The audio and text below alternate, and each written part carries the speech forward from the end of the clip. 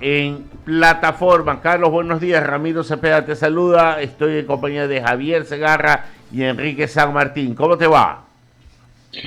Ramiro, muy buenos días. Un gusto saludarte a ti, a Javier y a Enrique también. Carlos, el domingo pasó algo inédito como las cosas se habían venido sucediendo en todo este año dentro de hechos políticos fuera de todo experiencia histórica en el pasado. Muerte cruzada, disolución de la Asamblea, renuncia de un presidente en diferido al no aceptar la candidatura a la presidencia y un recambio, unos lo llaman recambio generacional, otros lo llaman el despertar de una juventud con un discurso nuevo, otros llaman, qué sé yo, una reflexión, porque he vivido de la mano con la consulta y la gente de menor de 35 años empató un discurso con otro y la otra parte la respuesta que da el pueblo a una solución no belicista, que le podríamos llamar que era la que proponía el candidato Topic, a una solución mucho más consensuada. ¿Cómo lo ves tú lo que pasó el día domingo y cómo lo proyectas a un futuro de un par de años, que es lo que vamos a tener con el próximo presidente, de ser el caso si no va a la reelección?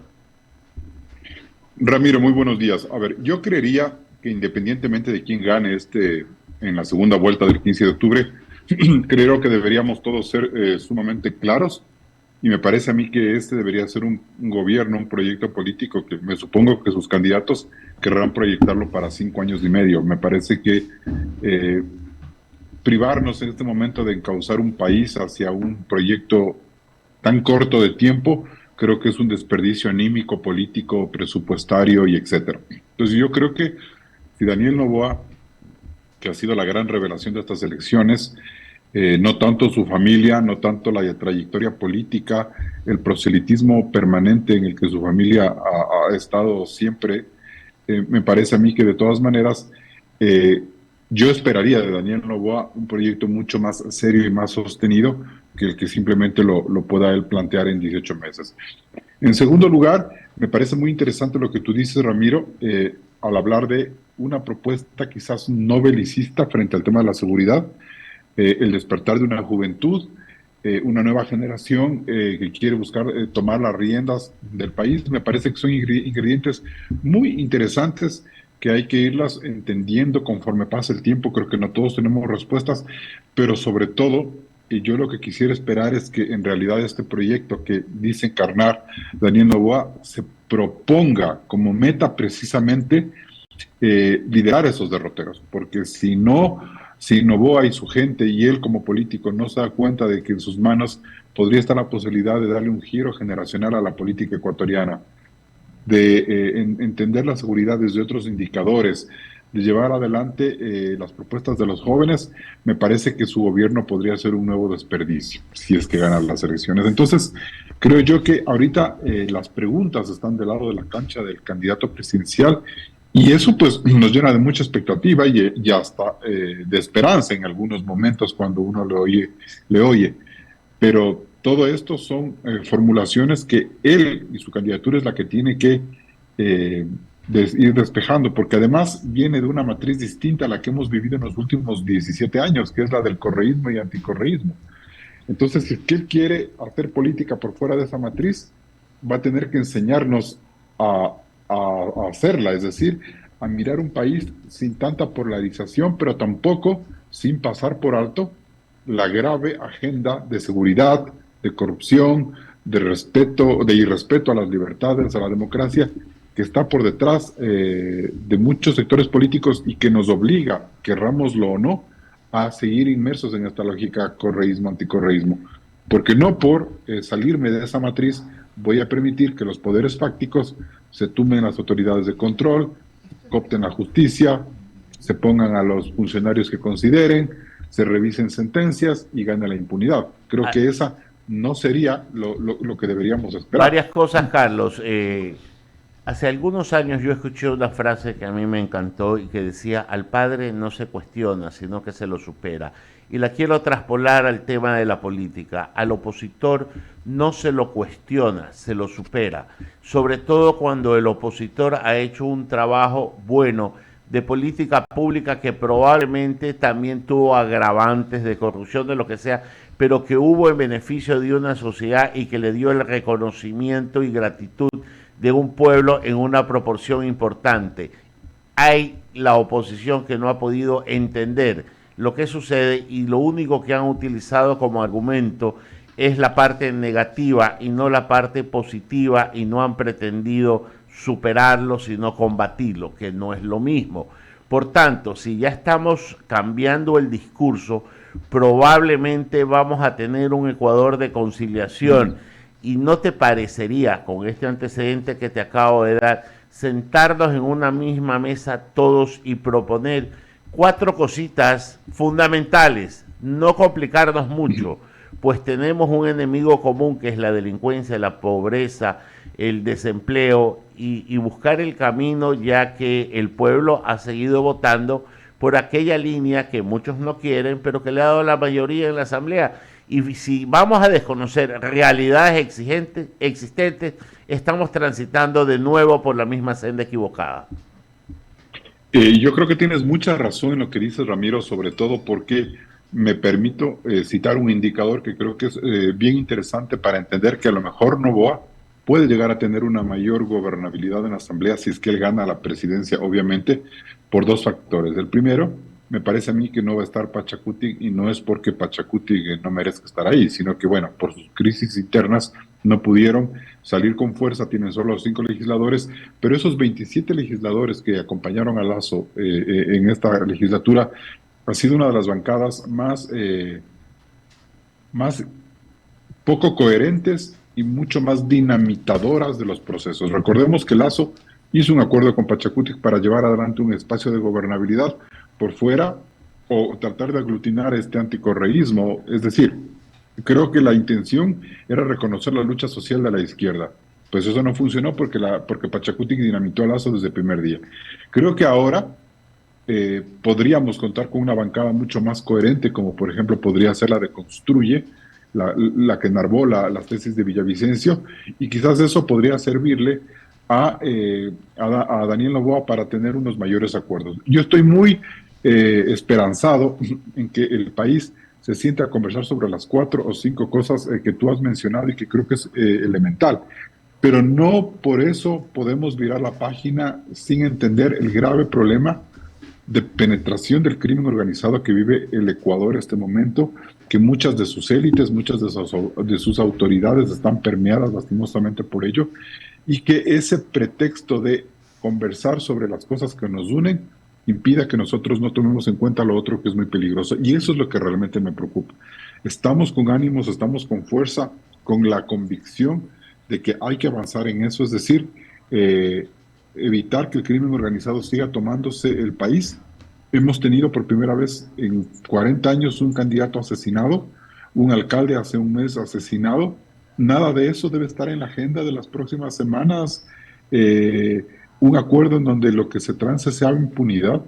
Es decir, son elementos todavía ríspidos que me permiten a mí suponer que no va a ser tan fácil para un grupo de oposición, si es que vuelve a conquistar Carondelet, como el caso de Noboa, tener una agenda muy de concertación, muy propositiva, si es que esos temas tampoco se los tome en cuenta, o si políticamente se los soslaya, porque puede ser una bomba de tiempo también. Sí, Carlos, yo solo voy a discrepar con algo. No es que a Lasso lo dinamitaron, lo de Lasso fue una implosión. Él solito se dinamitó desde adentro y comenzó a hacer lo que no debía hacer. Si ya llegaste a un acuerdo inicial con 2 partidos, debiste haberlo mantenido, sino para qué te sentaste a conversar y armaste una mayoría en la asamblea pegada con baba que no tenía sentido. Entonces, sí, puso un ministro en los últimos días de su vida para los inicios de un gobierno. O sea, cuando hagamos una auditoría forense de lo que ha sido este gobierno, podremos entrar en otro análisis y nos daremos cuenta que mucho es responsabilidad de lo que está, de quien está gobernando en estos momentos. Pero veamos. Yo no le quito, Ramiro, perdón, yo no le quito razón a lo que tú dices. Creo que hay unos grandes pasivos, pero lo que te digo es, esperemos que el comportamiento de esta segunda bancada construye no sea similar al de Pachacútec, porque lo de Pachacútec fue igual de esquizofrénico que los desatinos del gobierno. Es decir, le dieron una presidenta a la Asamblea, a esa misma presidenta la boicotearon, se opusieron a un proyecto de reforma tributaria que aunque no le gustó a la derecha, sí podía haber sido del gusto de la izquierda, se opusieron a los acuerdos comerciales, apenas estalló lo de Pandora Papers, se subieron en ese camino, hicieron un paro totalmente desproporcionado. O sea, creo yo que el elector les ha pasado factura tanto a Lazo como al sector indígena por todo lo que ha ocurrido. Entonces yo creo que también hay que ver las cosas en su perspectiva, sí, ¿no? coincido, por eso digo cuando se haga una auditoría forense en la administración política, Carlos, y solo para terminar, yo no sé a ti qué te parece, yo tengo un principio que me han puesto en un dilema cada vez y cuando yo no estoy de acuerdo a una misma persona que tiene el poder económico de darle el poder político, pero resulta que es la segunda vez a renglón seguido que nos ponen a los ecuatorianos en esta coyuntura política. Y no puede ser que el país esté utilizando, quedándose atrapado frente a un dilema de estas dimensiones en un momento dado. Me parece a mí que la generación que al menos ha votado por Daniel Noboa tiene otro tipo de consideraciones. No sé si es una generación un poco, no sé si las palabras sea descuidada, tiene otro tipo de valores, pero creo que esos argumentos no están en este momento presentes. Y mucha gente lo que dice es, bueno, escogimos a Maguad por encima de Noboa, escogimos a Gutiérrez por encima de Noboa, se escogió varias veces a Correa por encima de Noboa y vean cómo nos va. Entonces, todo ese relato hilarante hace que se forme una suerte como de nuevo momento para Noboa hijo. Yo no sé cómo le vaya a enfrentar la campaña, yo creo que la tiene muy dura.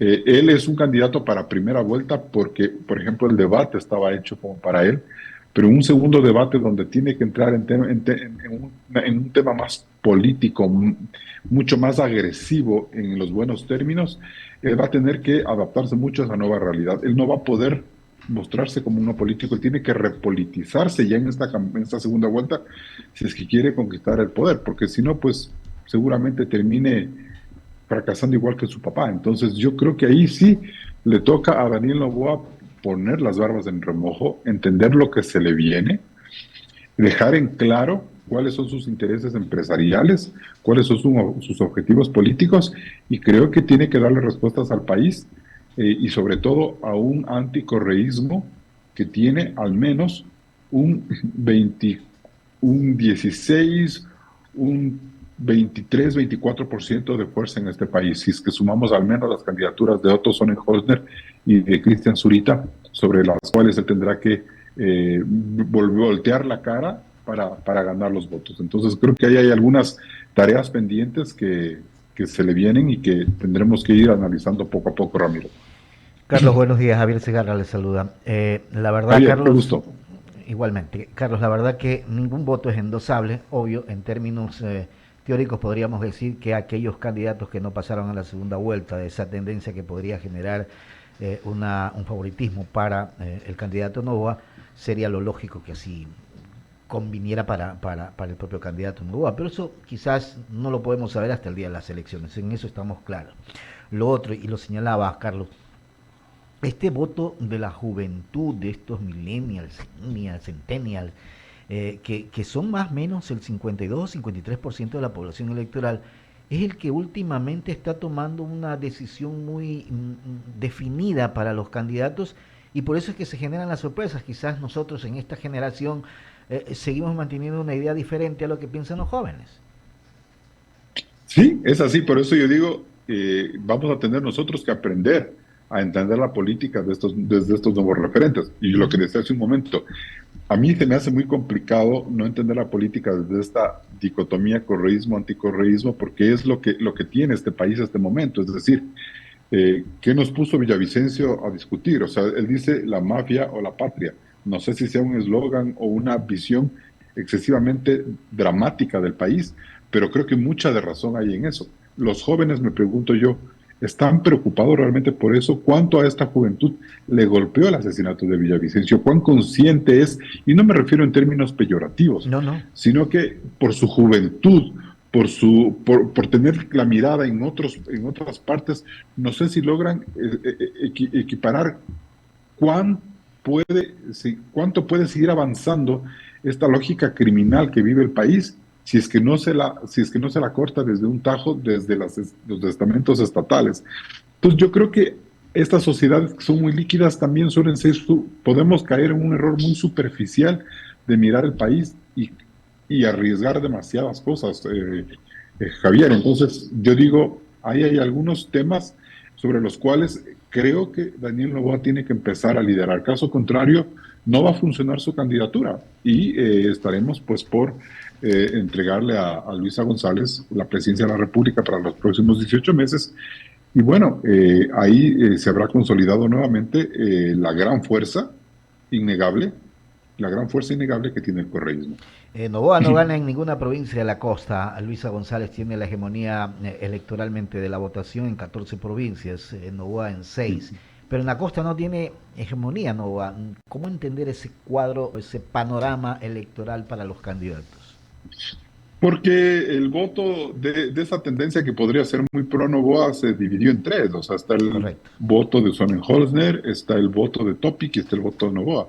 Hoy en la mañana le escuché a Noboa hablando en Ecuavisa y él insistía con mucha frecuencia el tema de que ha conversado con Topic, de que Topic eso quiere decir que hay un interés determinado porque el Partido Social Cristiano, por ejemplo, le apoye.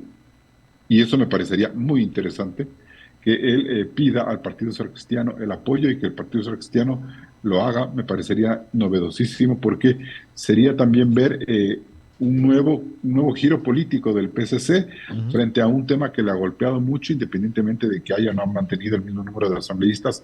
Pero creo que esta idea de que en realidad estuvo o no estuvo con el correísmo podría ser un momento como para que el Partido Social Cristiano replantee algunas tesis y se vaya con un aliado que podría ser natural. Yo he visto en algunos videos históricos, rememorando el año 2006, cuando fue la segunda vuelta entre Correa y Álvaro Noboa, pues los máximos líderes en ese momento, Febres Cordero, Nebot, Cintia Viteri, hablaban y creo que hasta Javier Neira, hablaban de un apoyo a Álvaro Noboa en la segunda vuelta. Entonces, me parece que es interesante ver qué puede pasar con el PSC en las próximas semanas y ver qué mismo hacen. Recordemos que las cosas entre Topic y Correa terminaron mal hace 3 días, entonces creo que todo eso habrá que ver. Y otro tema que a mí me parece muy interesante es que Noboa gana en algunas provincias del centro del país donde hay votación indígena. Y eso me recuerda a mí que en los años de auge del PRIAN, de Álvaro Noboa, Noboa era un candidato que pegaba con mucha fuerza en las comunidades indígenas del Ecuador. Y eso más o menos se ha replicado en estas elecciones. Entonces, yo veo ahí algunos resultados interesantes. Veo que salvo ciertos decimales, la fuerza del correísmo es similar a la de Arauz de hace 2 años y medio. Sí, es meritorio que tengan la misma fuerza, pero creo yo también que, nos guste o no, este es el voto duro que ellos tienen y no sé bajo qué circunstancias puedan avanzar a consignar más votación. Creo que lo más fácil para los correístas sería captar algo del 3% que tiene Yacu y quizás el 50% del voto de Topic si es que nos damos cuenta de que el socialcristianismo tiene alguna alianza con el correísmo. Pero el resto, yo creo que la mayoría de gente de Zurita, por cuestiones obvias, va a ir por Noboa. O sea, yo dudo mucho que el votante duro de Zurita y Villavicencio, este votante indignado por la muerte de Villavicencio, vaya a votar por el correísmo. O sea, creo que se replicará en cierta manera la aritmética que le permitió a Lasso ganar las elecciones y con mucha mayor facilidad, Javier, porque Lasso tenía que convencer a la CONAIE, tenía que convencer a Pachacuti de que voten por él. Y lo otro, Carlos, Yacu Pérez y Javier Herbas, cadáveres políticos, mueren políticamente. Yo creo que, no sé si Yacu Pérez puede avanzar en algo más. Javier Herbas yo sí creo que es su despedida porque él cometió muchos errores Él nunca debió haber dejado a la izquierda democrática, él nunca debió haberse desentendido del bloque político, él nunca entendió que el país, que la sociedad quiteña le dio una nueva oportunidad a él, es decir, Correcto. usted tiene que ser el relevo de la idea, asuma el bloque legislativo, lidérelo, no confunda esto con imposición, pero él sí tenía que haber estado al frente de ese bloque legislativo. Y si es que él hubiera hecho la tarea, quizás ahorita estuviéramos hablando de otro Javier Herbas. Totalmente. Y él se fue de la izquierda democrática y se le fue todo el poder, toda la magia. Totalmente. Me parece que Yacu, por su condición de líder indígena, puede tener quizás alguna oportunidad más. Y yo creería que si Otto Sonnenhosner le interesa la política, tiene voluntad de poder, creo yo que él todavía tiene chance. Tiene chance. Creo que tiene ahí un capital político todavía que le puede ayudar. Enrique San Martín va a continuar con el diálogo, Carlos. Gracias, Javier. Gracias. Carlos, siguiendo la línea de Javier, ¿es la hora de los jóvenes? Te pregunto porque hace un momento nombraste a Daniel Noboa, lo nombraste a Otto Sonnenhosner, aparece también Jan Topic, y es bueno porque la política necesita un recambio. Y voy más allá de eso, mira, analizabas perfectamente el voto de los jóvenes, Javier también en su momento ya lo planteó, pero te digo porque en algún momento siempre pensamos que los jóvenes están distraídos o pensando en otros temas, pero yo lo veo desde el punto de vista reflexivo, Carlos. No sé si coincidas con lo mismo. Sí, hay una nueva generación ahorita que ha avanzado, se supone que es la generación joven más preparada que ha tenido el Ecuador en historia. Creo que su capacidad de interconexión hace que nos replanteen algunos temas. O sea, uno se estresa al ver lo que ocurrió con el Yasuní, de dónde van a sacar la plata.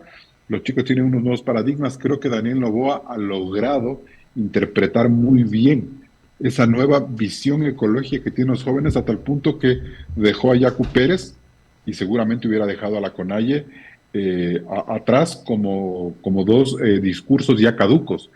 Entonces yo creo que hay algunos temas en los que muchos decían es que en el péndulo va a volver hacia la izquierda, no sé. Yo no creo. Yo creo que ahora los jóvenes van a imponer otro tipo de paradigmas en cuanto a la tarea de gobernar. Es decir, quizás más ecológicos, de mayor apertura comercial, sin tanta tara interna como la que nos hemos acostumbrado a que las leyes laborales, que esto, que el otro, que han sido muy complicadas porque hemos tenido una trayectoria política de una legislación muy difícil. Creo que hay esa necesidad de avanzar hacia una modernidad y me parece que esa es la fuerza, el fuerte de Daniel Noboa. Él lo demostró en el debate, pero creo que si él politiza un poco más su discurso y le da respuestas a esa otra proporción de la gente que quiere respuestas frente a algo que es muy duro, Enrique, muy duro, que es el tema de la penetración del crimen organizado en el Estado, el país no sale adelante. Será un ensayo, será otro gobierno fallido. Creo que Noboa, aunque le estresen estos temas, aunque no sean del agrado de los jóvenes, creo que es una realidad que nos toca encarar. No se puede seguir postergando. Tenemos que saber qué diablos se traen entre manos determinados sectores políticos con estas organizaciones criminales. Yo creo que la gente entendió que la estrategia no es solo salir a dar bala o meter a la cárcel a un montón de gente, como planteaba, más palabras, menos Topic. Creo que hay otra forma de entender el problema de la inseguridad, que es el problema de la penetración del crimen organizado, y eso también hay que ponerlo sobre la mesa. Si Luisa González y Daniel Noboa no son capaces de darnos una respuesta frente a eso, estaremos frente a un nuevo fracaso en los próximos 18 meses. Esa es mi lectura. Coincido, Carlos, y el debate en segunda vuelta pues será clave, definitivamente. Carlos, que tengas una buena jornada, excelente día. Gracias a ustedes por invitarme. Un abrazo a los tres, un abrazo a Wendy también y estamos en contacto siempre. Chévere, un abrazo. 9 de la mañana con 4 minutos. Agradecerle a Carlos por habernos dado estos minutos en este diálogo. Abrimos el espacio de las menciones publicitarias para que vos lo digas. ¿Qué diga? ¿Qué? Vive en Narcisa Club, urbanización privada con seguridad 24 horas, 7